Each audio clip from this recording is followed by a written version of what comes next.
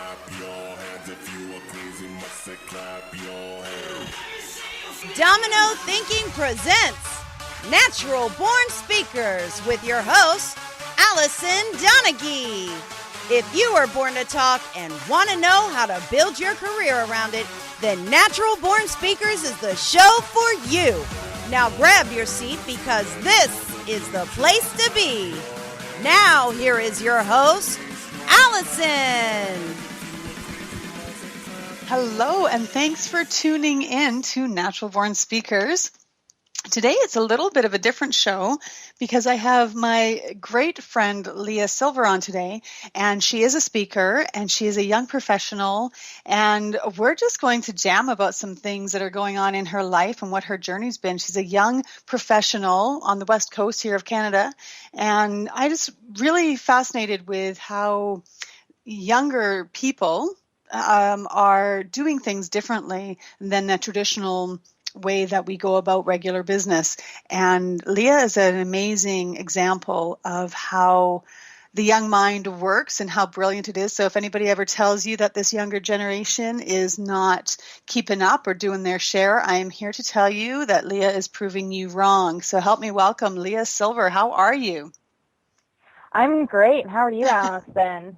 I am really, really good. And I'm especially good because we get to, chill for this hour together and talk about whatever we feel like talking about. Yes, 100%. Thanks for that introduction.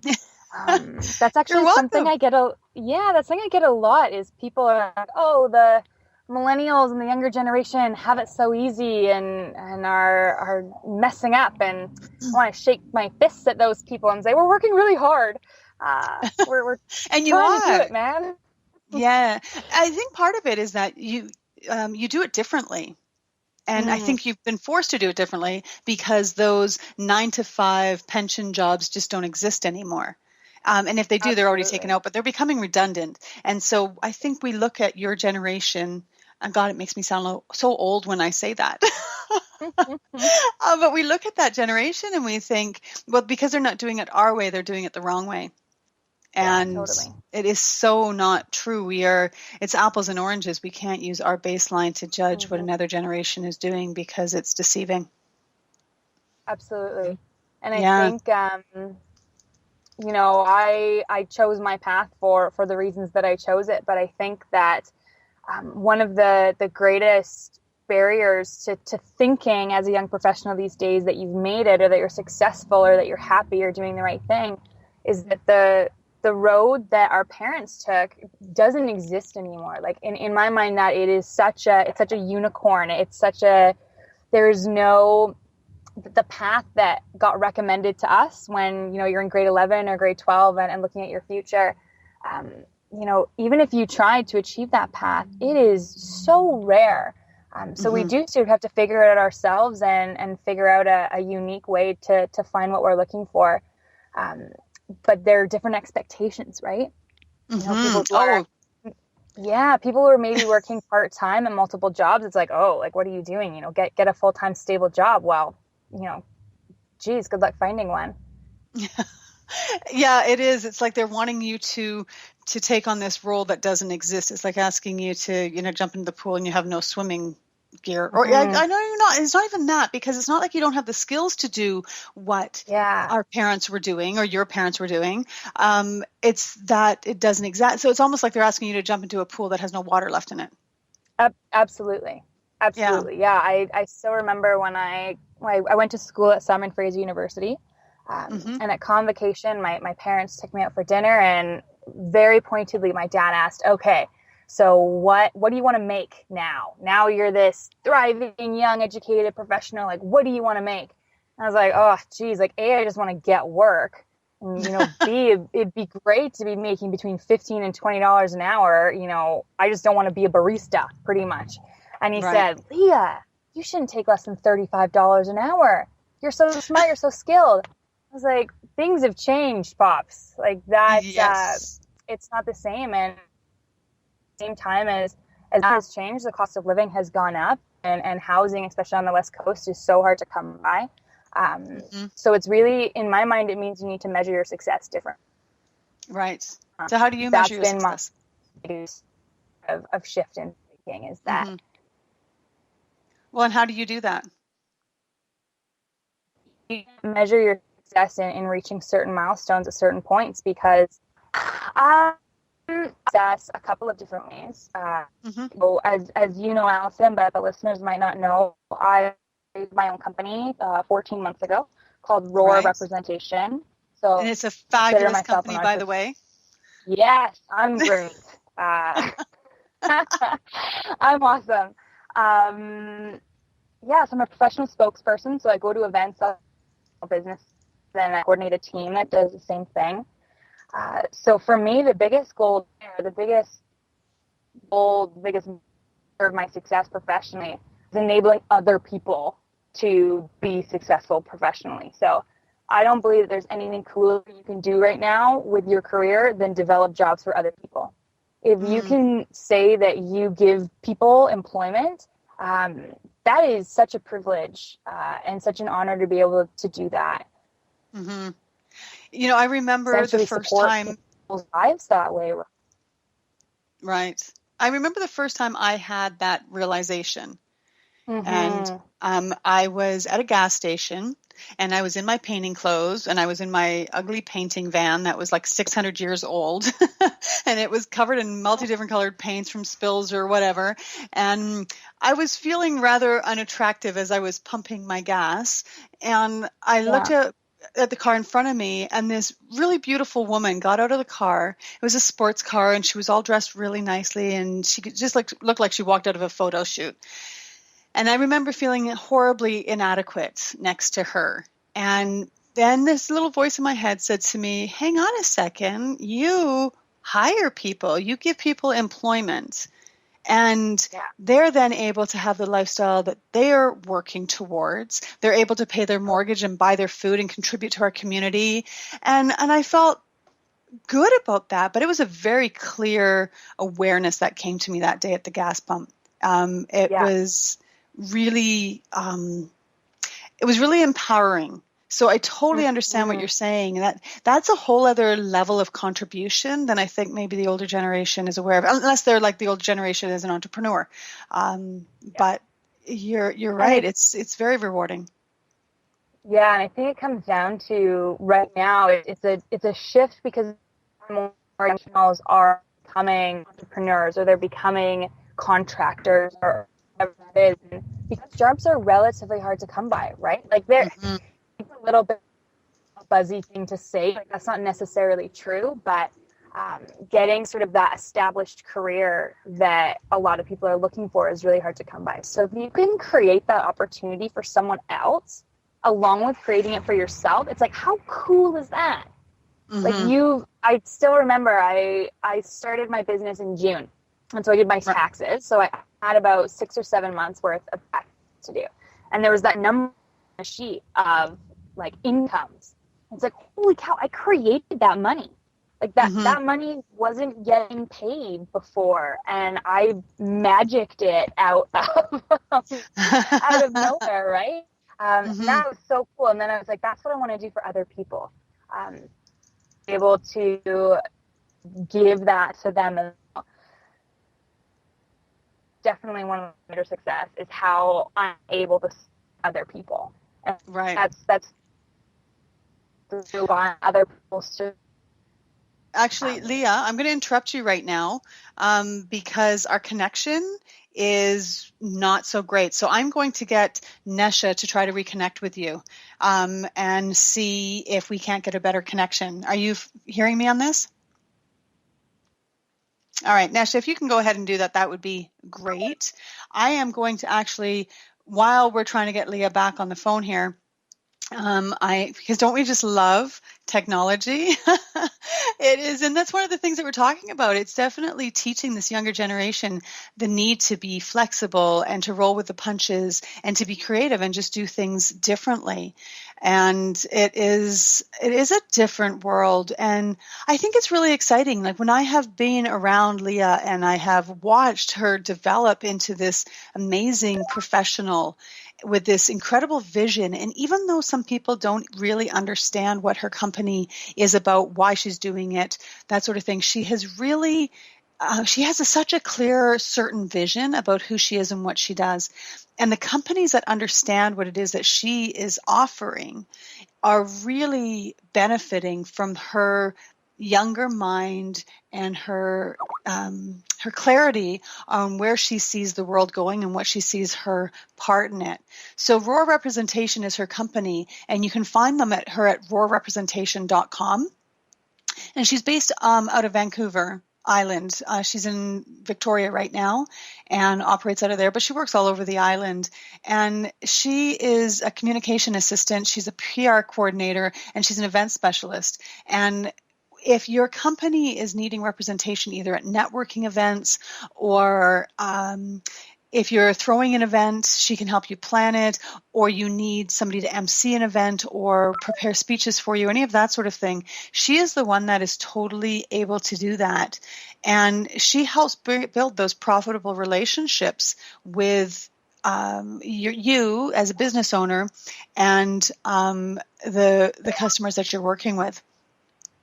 And there we go. I am back.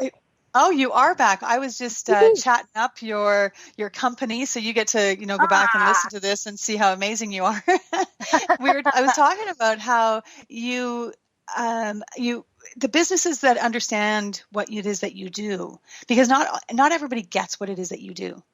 Yeah. Because not every business is at that level where they're needing what you do, or they have that awareness that they need what you do. Most businesses need what you do, but there's that difference. I think there's this chasm between the old way of doing business and if it's always been done this way, so this is how we're always going to do it.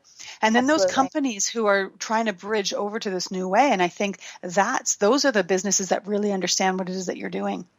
Absolutely. Yeah. And I find that there's a huge attitude out there in business that it's do it yourself or die, that it's anything that you are able to do yourself. And that very much affects my line of work, right? Like, yes, absolutely. You can go stand for 12 hours at a trade show and yep, you'll be there. Absolutely. But what it comes down to, and what I think is a key distinguisher between businesses and successful businesses, is recognizing when your time is best spent elsewhere. What are we best at and what are we not so great at? And if we're spending our time at what we're not best at, we're really cheating our business because we're not operating at our highest capacity. Yes. Yeah. And that's difficult for a business to give up 100%. That control in all of those areas, right? It does require getting those right people in position so that you can trust that they're going to do their job and that you can then just go about your business. And, there's that newer way of thinking that you do what you're good at and you farm out the rest, as opposed to that old school way that you were just talking about where you have to do everything yourself, because if you're not controlling it, it's just not going to work.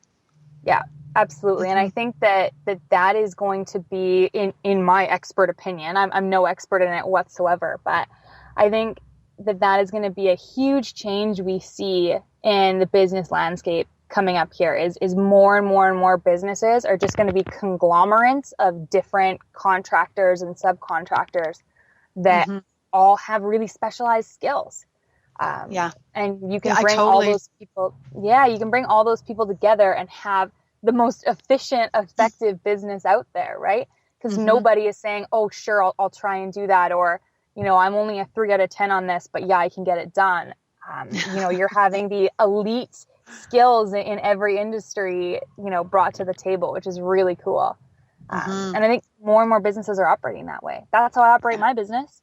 I do what I can, and then I bring in the people to do everything else because I don't have the time or honestly the energy or passion to do the stuff that I don't like. And I think that's probably one of those measuring sticks that you were talking about earlier, about how the newer generation or the younger generation is measuring their success, is how much time do you get to spend on doing those things that you love to do? Oh, totally. Right? Absolutely. I had an epiphany about 6 months ago around success. Me and my partner were walking our dog, And at the time, we were living in his parents' house with his parents, which for me, being raised super independently is like, a huge ego hit. That we were living by ourselves and then moved back in with his parents. That's like, whew, that's tough to swallow. So we were walking the dog. It was late at night. It was kind of cold. It was in like March.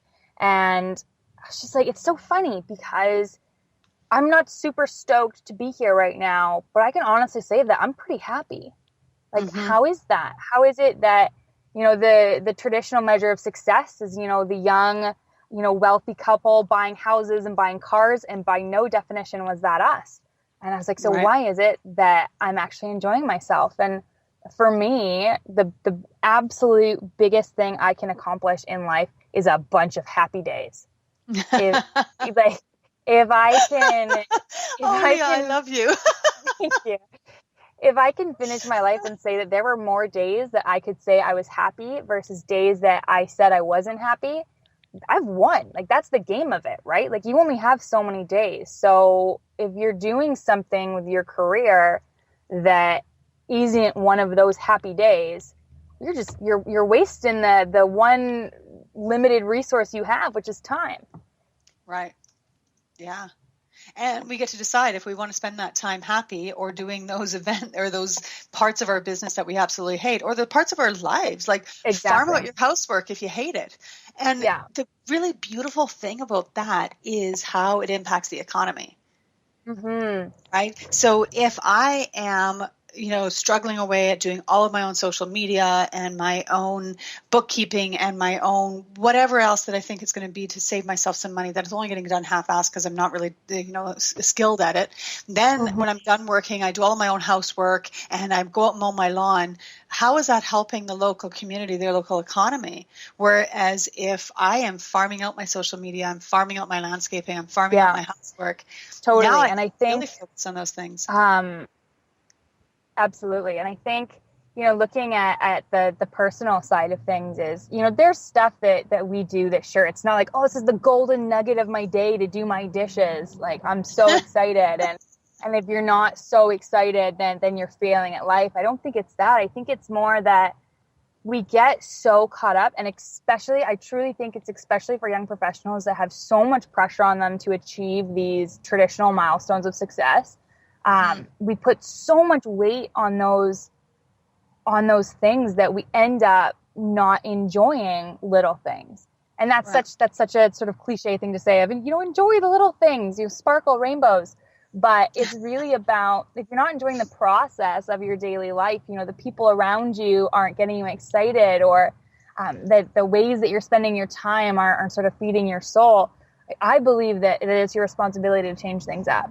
And that doesn't always have to be like in business. Often that can mean, really focusing down on what parts of our business we love and are excited about and finding contractors for the rest. But in life, I think that really, it requires you to think critically about how happy you actually are and, what parts of life are you enjoying, and then take big changes. And those changes can be harder, right? Because, there's a lot at stake. But at the same time, if you're having more sad days than happy days, I think that's a clear indicator that you got to shift things up. Yes. So would it be wrong if I made reference to Fonzie?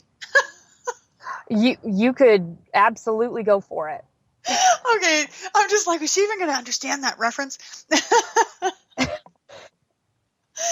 Well, yeah, and you're right. It really, I think somewhere along the line, we have confused work with serious and unhappy and drudgery and all of that. And I see this, like your generation coming through and demanding more of those happy days and really connecting with what we want and where we're going and creating that life balance. Yeah, absolutely. Yeah. I think so no, go ahead. Okay. My partner Grant and I are car shopping right now. And, we went to the dealerships and we're looking at Jeeps and we're looking at all these fancy cars. Buy a Jeep. Yeah, I know you're a Jeep lover, but I was like, that's a ton of money to spend on a car. Like, I'm not sure that's something I want to do. And then Grant was reading this article about the changes, and all car salesmen are about to hate me. So sorry, folks.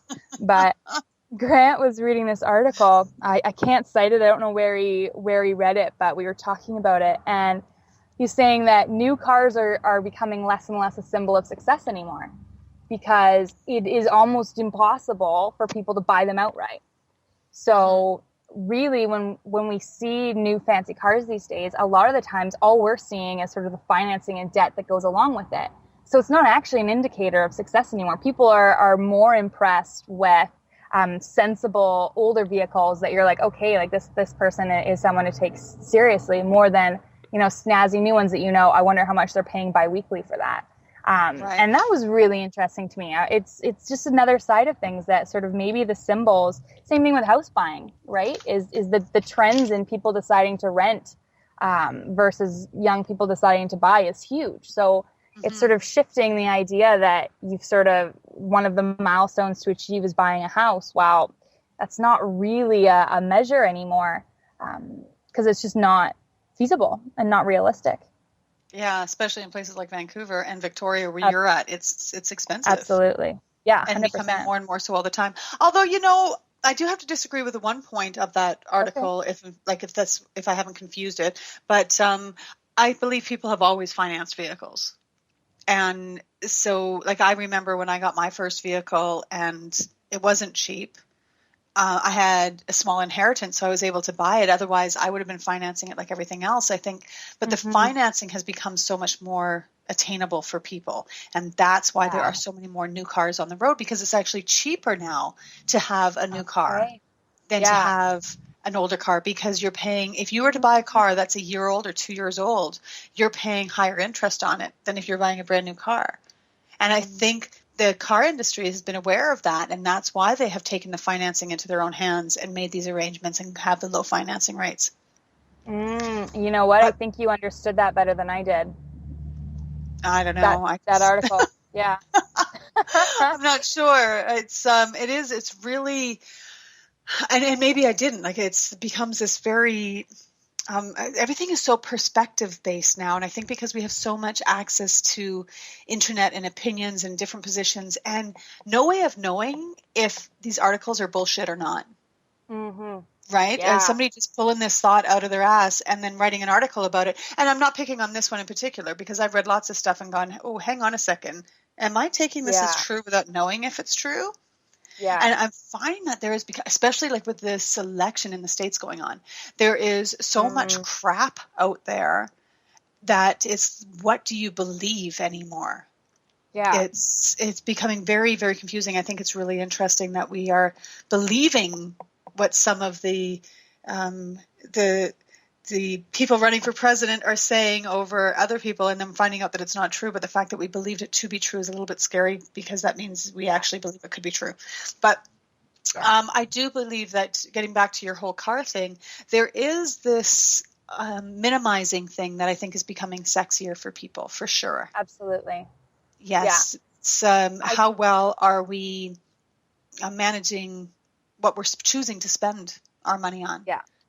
Yeah, totally. And it's reasons like that the Vespas have come back, and those things that were older now new and trendy and cool to have, and the smart cars. That's why they're popular, because they cost less to run, less to buy, and people are they're really a niche for that sort of thing. Mm-hmm.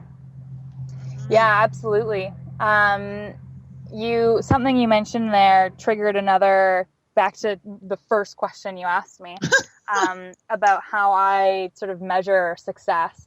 I did a presentation, it's quite a while ago now, to a bunch of students at Vancouver Island University, which is the university in Nanaimo.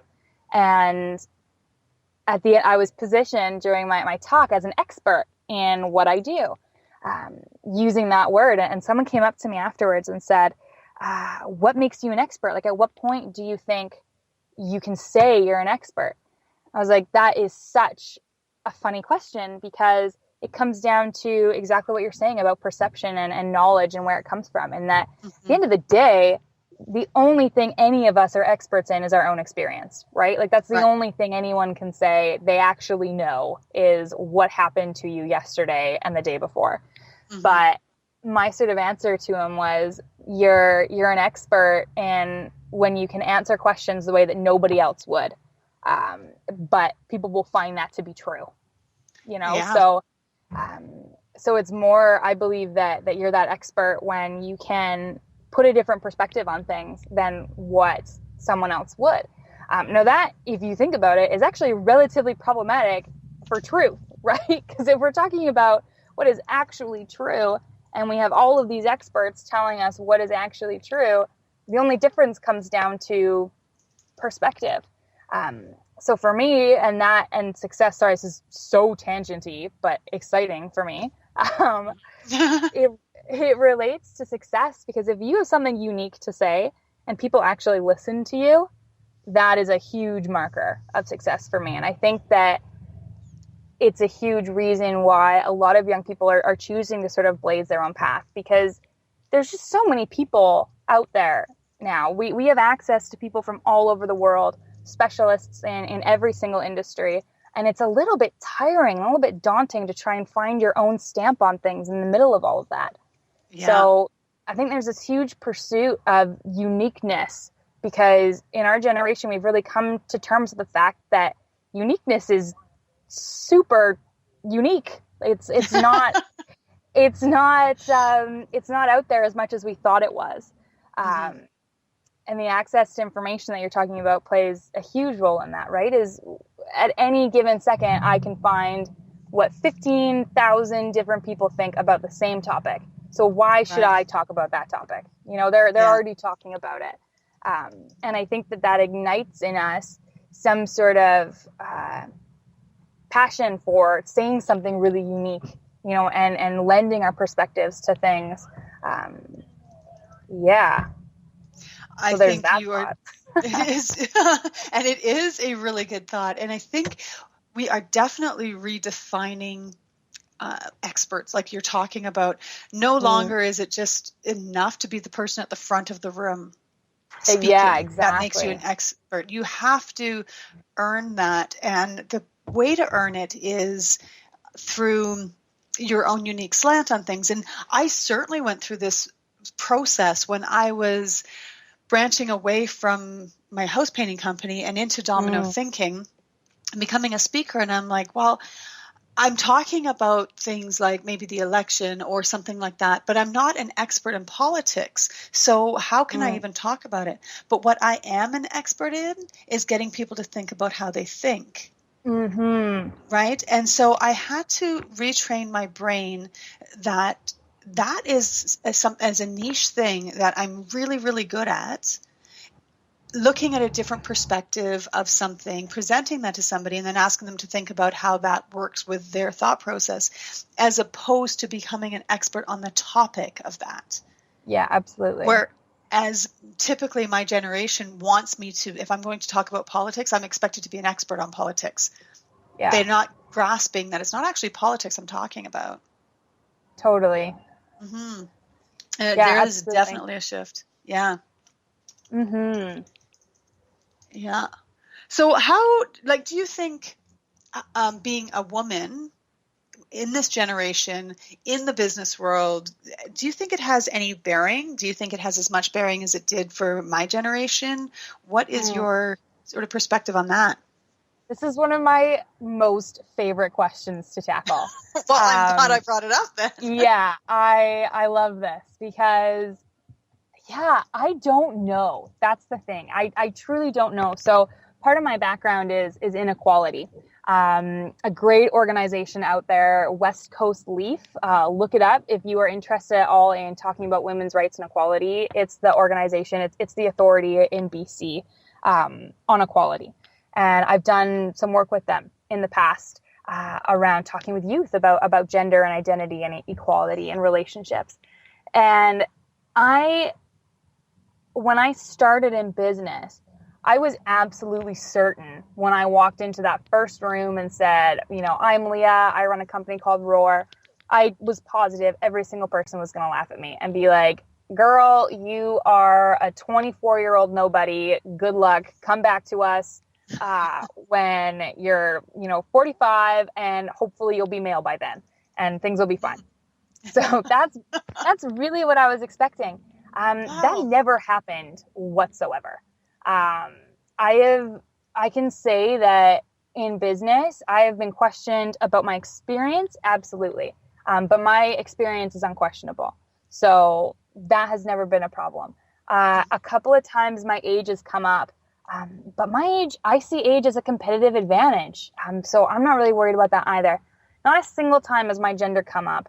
The only time that I've been made uncomfortable about being a young female professional is in my space. There's sort of the spokesmodel type service that is the service of pretty ladies to attract people. And that's not what I do. So the only confusion has been, is what you do man a staff of pretty young women? I say, no, we're business professionals. And it doesn't matter what our gender or age is. We rock at talking to people. End of story. Mm-hmm. So I was really surprised by that.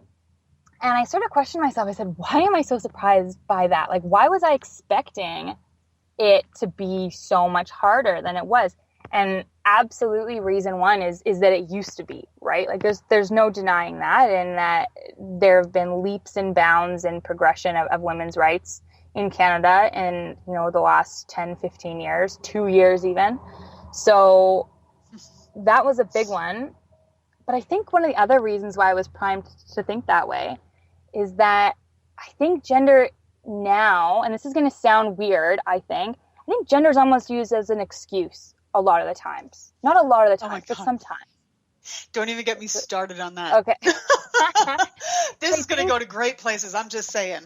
Okay. I think what has happened is because there is such a legacy of inequality, which is absolutely historically true, because there's this legacy, people use that legacy as a mask for other types of fear, right? We all have fears. I had a ton of fear about starting business, and that fear can easily get misplaced. And I think a lot of times it gets misplaced into gender, into thinking, oh, I'm not going to be accepted because I'm a woman, or I'm not going to be accepted because I'm a minority, or I'm not going to get accepted for whatever reason.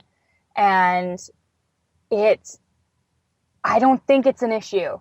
So I'm actually really starting to call people out on it and be like, do you think so? Is this environment intimidating? Is it intimidating because you're a woman, really? Or is it intimidated because you're nervous about business? Because that's two very, very different things.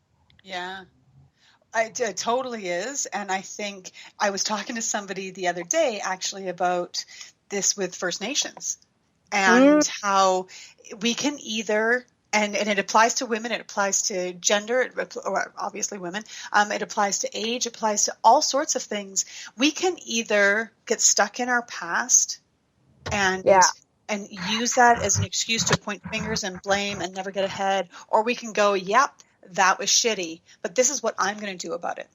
Yeah, exactly. And this is how I'm going to make things different, because living back to the way things were. See, as a woman in the trades, I talk to other women in the trades and they talk constantly. They used to. I don't hear it as much anymore, but then I don't really talk to them much anymore.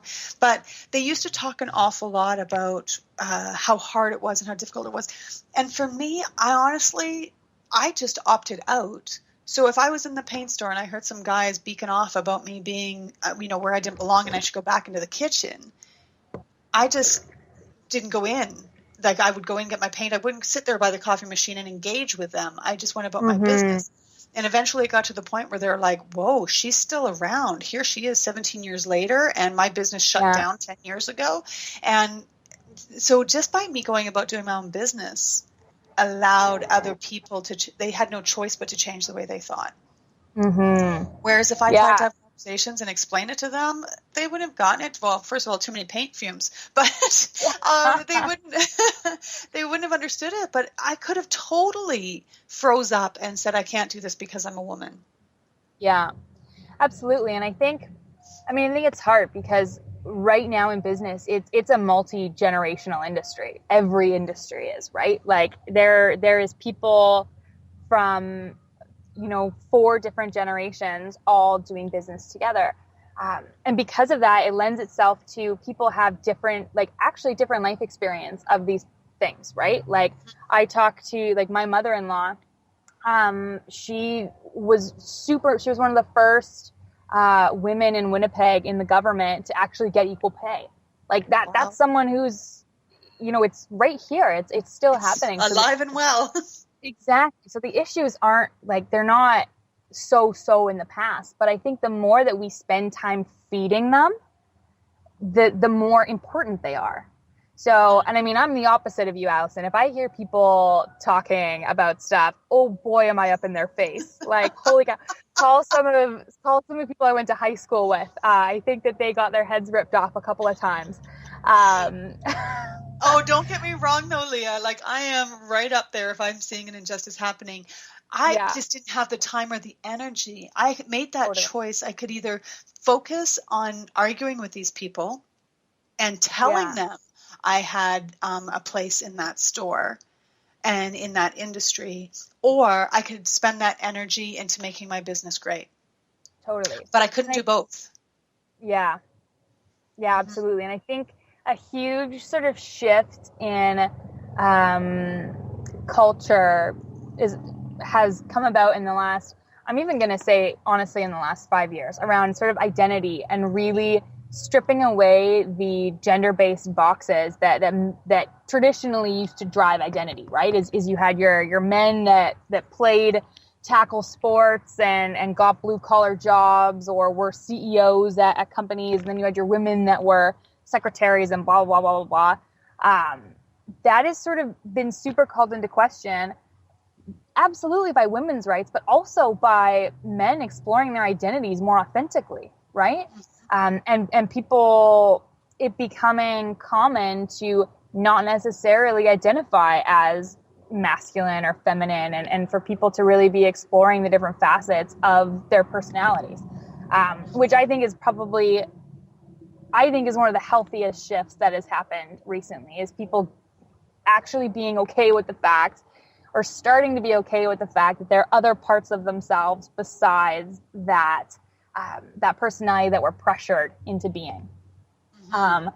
For me, I have absolutely never been capable of being anyone except for myself. It's oh my God, that is so true. That's one of the things I so admire about you, by the way. Thank you. Yeah, it is almost epidemic. Sometimes I wish it wasn't true, but at the end of the day, I'm very grateful for the fact that I know myself very, very well.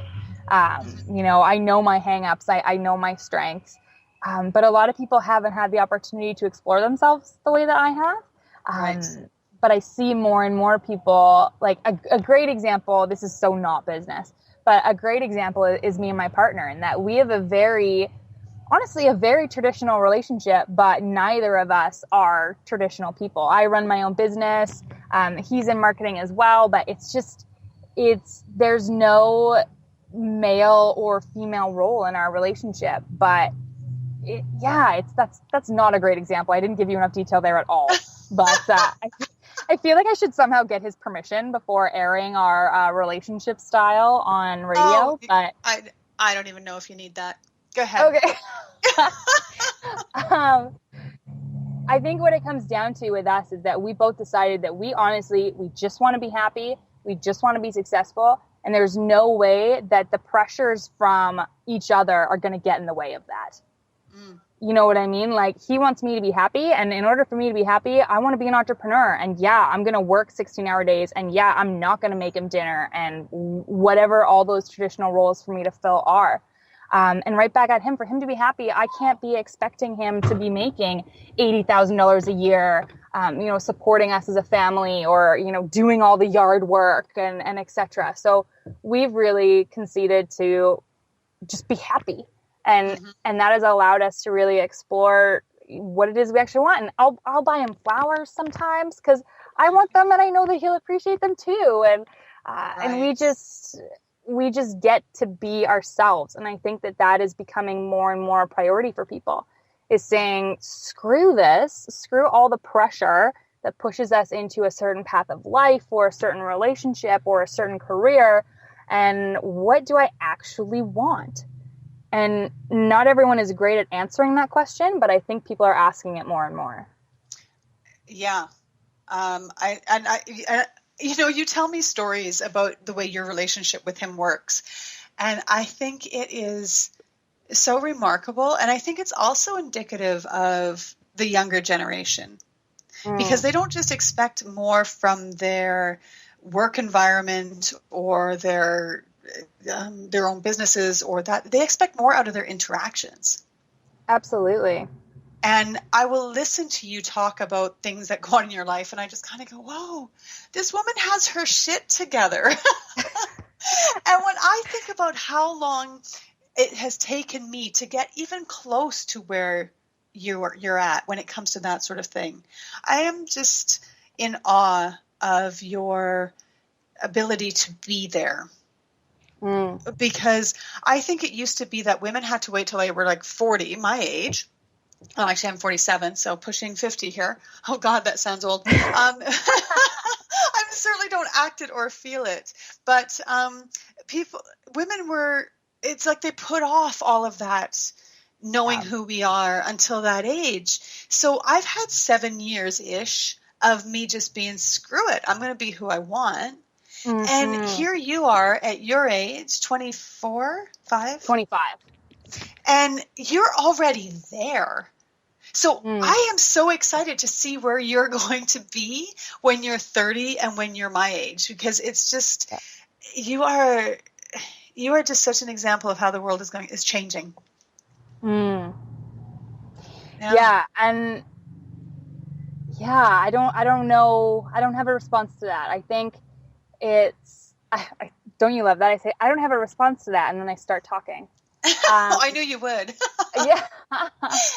I think you're right. I think it comes back to that information piece, and that in my generation, so, I was in grade 9 when Facebook came out, like that, my generation has experienced that acceleration of information at a time where we're identifying who we are, right? That really critical personality development stage of being a youth. And, when you're that age and you suddenly get access to the whole world instantly, like in such multifaceted ways. Like I was doing international development work as a kid, I was traveling all over, building schools, going to orphanages, like things like that were not accessible. And even something like YouTube revolutionizes how kids are growing up. And I see a huge difference between my generation and the generation coming up, like so hugely, because they didn't have it dumped on them. They've had the ability to filter through it with skills that my generation never had. But I think when you get access to all of that at such a unique time, you really realize it's sort of now or never. It's like, whoa, I can't put off digesting this until later. Like this is happening right now. And I think we are creatures of cult almost, right? We want to do what we see other people doing. So if all we ever see is people, living the same lives, which is definitely how it used to be, because you just didn't have access to learn about people doing things differently. But now that information is just everywhere. So it's really hard to ignore all of the options. Right. Well, except we still do that. And I don't know, do you find that at your generation are actually exploring the other options? Because I know my generation are not. They are still just taking something at face value, believing what they believe, because and I use this election down in the States as an example, because I posted something on Facebook and people who responded were two different camps. They love Trump or they hated Trump. Yeah. And I'm finding it really fascinating to have these people on my Facebook thread doing it. There was a time that I would have deleted them and just gone, you're an idiot, I don't like what you're saying, just because of their attitude. But now I'm embracing it and trying to understand it differently. Mm-hmm. But I see that there is definitely this thought process, like I am 100% right, therefore Trump is 100% right, and anybody that disagrees is 100% wrong. Yeah. And so in the middle of this thread, I said to them, hey, how about each of you tries to say 2 nice things about the opposition? And nobody would do it. Yeah. They just did not want to look at things from a more holistic position. Yeah. Yeah. I mean,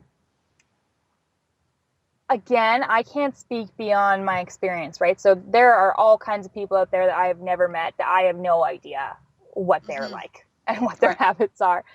But I would say that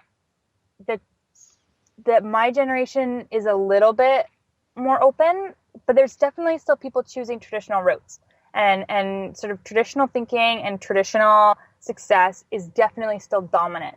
I think what has changed is that people know now that there are so many different options.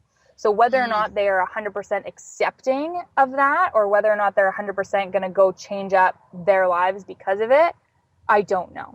But I think they're more aware. A great example of this is two very good friends of Grant and I, who are actually the exact same age.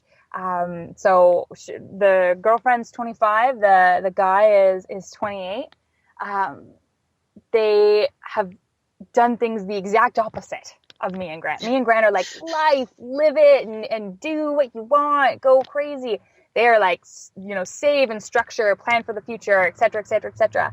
And we have a great time with them, but,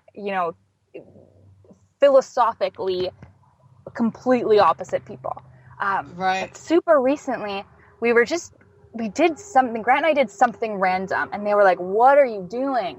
And Grant says, you could die tomorrow, guys. Like, just think about that. You could die tomorrow, and you've spent the first 25 years of your life doing nothing but saving for later, which I'm not saying don't save money. That is not at all my point. Saving money is great. And it totally struck a chord with them. They're like, oh my God, that's absolutely true. Like, we still want to buy our apartment. We still want to buy our cars. But if we are not, it was totally the same epiphany that we had. If we're not enjoying the process along the way, why the hell are we doing this? And it's literally been about 2 weeks, and they've gone on trips. It's been insane. It's been so funny. So I think, I don't know. I don't know if it's a generational change or if it's a theme, but I have seen people changing their minds, changing their goals. I don't know if it's just me. Right. It's, I hope not. Yeah, me too. I have a lot of hope for the younger generation because I think they are more open to changing their minds because they're less embedded in the way things are. And I think that makes it easier for them to see that there might be a different way. Whereas when somebody's been doing what they've been doing for 40 years and they have 40 years of reinforcement with that, it's far more difficult to see that there is a better way. But I do find my conversations with younger people tend to be more well-rounded. They seem to be far more inclined to go, oh, yeah, I never thought of that. And then actually think about it. Yeah. Yeah. And it's really, I think it's really interesting to see and listen to. And I'm having the most interesting conversations with people. Yeah. Yeah. Yeah. I'm not surprised by that. I think, I don't know, people are cool, period, right? And it's the psychology behind why people do what they do is even more interesting than them as people sometimes. Right. Yeah. Yeah, it's super cool. Well, we've got 10 minutes left. What else do you want to talk about? Oh, geez. I have a fun story about Trump. Do we even want to go there? I always want to go there. And the reason I want to go there is not because I am a supporter of Hillary, because I don't know. If I had to vote, I honestly don't know what I would do. Yeah. So I just think he's such a caricature. So go hard. What's your story? This is my story, and it's not for one way or another, but the question was posed to my family when Trump was at the beginning of his campaign, and it was and he was starting to get momentum, and it was, if this were Canada and there were a similar character running for prime minister, like, would things be going the same way? And half of my family said, oh my gosh, Canada is smarter, we're more media savvy, we're more accepting of other people, so this would never happen. And I actually disagree. I believe that if we look historically at when our truths get questioned, or no, it's not the right way to say it. Okay, just an example. So I believe that one of the reasons why Trump is being very successful is that a lot of his more controversial campaign ideas are on really, really deeply set and problematic, but deeply set values that are ingrained into Americans. And we as Canadians have those too. We totally have them too. And so if someone was calling upon those, so like in the US, it's a huge fear of, Southern neighbors and job loss, etc. It's been built into them through media messaging for years and years and years. So if someone comes along and says, woo, I have the magical solution to this, like, you rally behind it. And I believe that the exact same thing is true in Canada. Like, I believe that anytime someone plays upon the very, very hidden, deep, often subconscious, like, fears and values that we have, it's very hard to ignore them. See, I don't think that we would actually have somebody like Trump in Canada. Because I think he is bolder than Canadians. And most Canadians I talk to, and there's exceptions, you can look at my Facebook page, most Canadians I talk to are quite repulsed by his energy. So I'm not sure how much that would change if he was talking about stuff that was near and dear to us, because I think as Canadians, we are placaters. And so we are more inclined, I think, to go along to get along. And we try to keep our prejudices under wraps. And but go ahead. Go ahead. Oh, no, go. I was going to say, my point to that is I 100% agree. And I think that's really my point, is it's the opposite in the States, right? In the States, it's independence and boldness is rewarded. And so he's filling those shoes. So if we were to have a Canadian equal, I totally believe it would come in a different, the delivery would be different, because you're playing up to different, cultural histories and different, a different sort of common mind. Whereas in the States, his sort of brashness and outgoingness and, entertainingness is that almost idyllic characteristic. Yeah. I don't know. So what you're saying is that we might end up with a Trump. He just is going to wear different clothes. But he would still be speaking towards those things that we hold near and dear, and we would rally behind them just like Americans are rallying behind them? Am I hearing that right? I believe that put in a similar position as American citizens are put in right now, if someone stepped up and offered very radical and possibly disastrous solutions to our problems, that if the need was great enough, we could elect them, yeah. And I think you've seen it happen in history before, where given the past hurts or whatever of a nation, people have said yes to radical people because it's been delivered the right way. Do you think Canadians say yes? What do you mean by that? I think I'm not sure how much we as a culture get behind big ideas. Oh. Right? Like, I think we like to sit on the fence. And so that when people come along and they are on one side of the fence or the other, we try to bring them onto the fence with us. So we try to balance that out. And while we may have some strong opinions, when push comes to shove, I think we back down from them a lot. Yeah, I mean, that is very possibly the reality. I think my point is that I hear a lot of dialogue in Canada right now that is very much like, how could the citizens of the U.S. possibly be considering this? And well, we do like to talk about Americans like that, don't we? We do. And I think so maybe that if a politician used that as a platform. Yes, exactly. Well, that's the thing, right? Is it's you can't think about it from the Canadian lens, because the things that he is talking about are so deeply rooted in the U.S.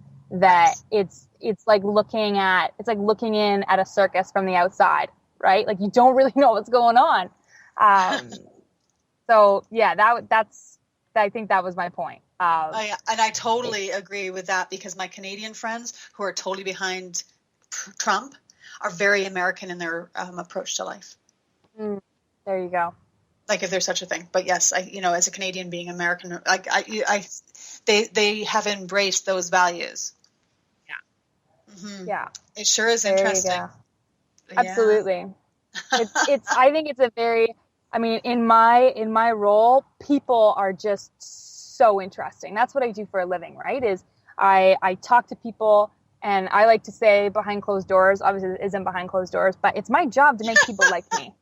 Like it's my job to make people like me, because if they like me, I can make them like the company. Not make them, but I can welcome them to like the company that I'm the spokesperson for. Mm-hmm. So the study of people and how they behave and what they like and dislike has become my day-to-day. And they're just so cool. So cool. And it's a very fun role to be able to try and get to know them all, and build relationships with every kind of person.